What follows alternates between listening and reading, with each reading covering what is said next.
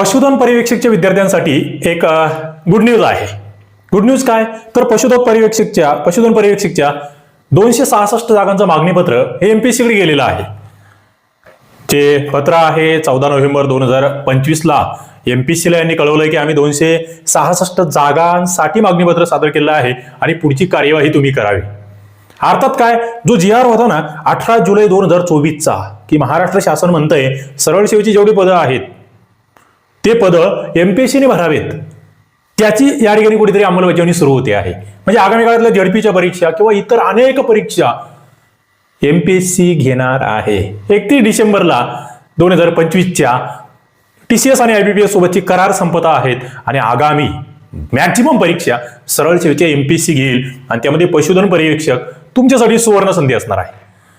त्याची पात्रता काय आहे, त्याचा सिलेबस काय आहे, तयारी कशी करायची, सगळं अभ्यासकट्टा ऍप्लिकेशनवर मी तुमच्यासोबत येतोय. त्या ठिकाणी आपण कोर्स सुद्धा सुरू केला आहे 2026 साठीचा. तुम्ही त्या ठिकाणी जॉईन व्हा.